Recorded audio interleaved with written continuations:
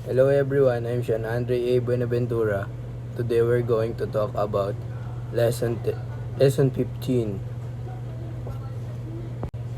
In 1907, Dr. Gregorio Ruiz Mateo, father of Philippine dentistry, the second Filipino dentist to finish DDS in the US, is acknowledged he is the precursor of modern dentistry in the Philippines.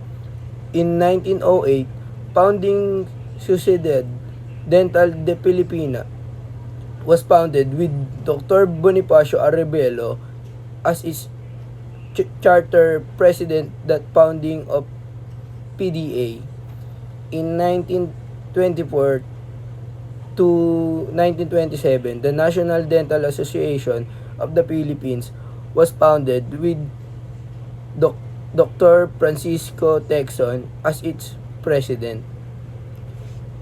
In 1931, October 25, Pampanga Dental Association was formed through the initiative of Dr. Claro Ayuya and Alfredo Naku Sr.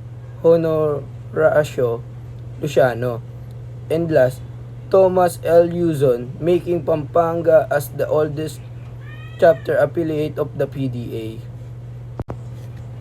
And in 1945, unification of two national associations of dentists, Sociedad Dental de Filipinas, led by Dr. Hermelo Virgil de Dios and Dr. Joaquin C.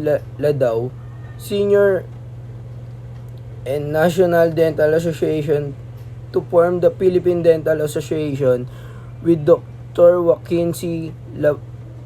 Ladao, Sr. as its first president.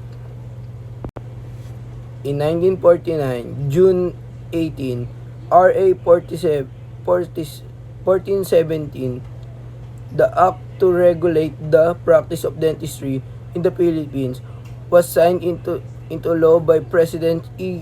Quirino. This was introduced by Cong Dr. Ricardo Y. Labrido from Iloilo. In 1958, March, the first international meeting held in the Philippines was the Second Asian Dental Congress, hosted by PDA, led by Dr. Agustin L. Zarate, Dr. Dominador G. Santos, and Senior PDA President. In 1961, the House of Delegates, the lawmaking body of association, was organized with Dr. Dominador G. Santos Sr.